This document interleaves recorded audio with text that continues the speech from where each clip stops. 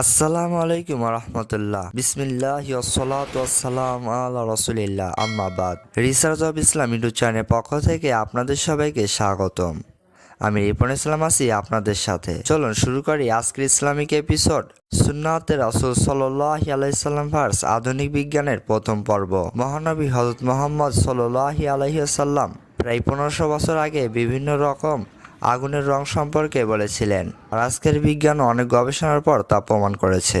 আবু হুরায়রা রাদিয়াল্লাহু তাআলা আনহু সূত্রে নবী সাল্লাল্লাহু আলাইহি সাল্লাম থেকে বর্ণিত, 1000 বছর জাহান্নামের আগুন জ্বালানো হয়, তখন তা লাল বর্ণ ধারণ করে। এরপর আরও 1000 বছর জ্বালানো হয়, তখন তা সাদা রং ধারণ করে। তারপর আরও 1000 বছর জ্বালানো হয়, শেষে তা কালো রং ধারণ করে। এখন তা ঘোর কৃষ্ণ বর্ণের অন্ধকারাচ্ছন্ন হয়ে আছে।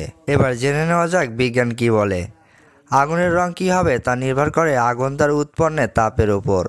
এটা বোঝার জন্য আমাদের জানতে হবে ব্ল্যাক বডি রেডিয়েশন এমিশন।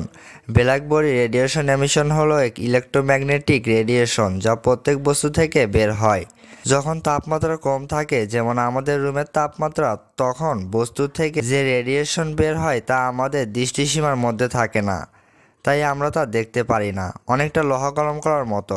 গরম করার প্রথম দিকে স্পর্শ করলে বোঝা যাবে লোহা গরম, কিন্তু রঙের কোনো পরিবর্তন দেখা যায় না। কিন্তু যখন তাপমাত্রা বাড়তে থাকে তখন রেডিয়েশন আমাদের দৃষ্টিসীমার মধ্যে আসতে থাকে, আর তাই আমরা দেখি লোহা অনেক গরম হলে লাল বা কমলা রঙের হয়ে যায়। আগুনও তাই।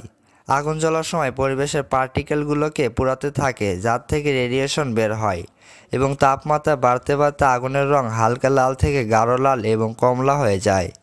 আর এই তাপমাত্রা আরও বাড়তে থাকলে আগুন কমলা রং থেকে নীল রং হয়ে যায়।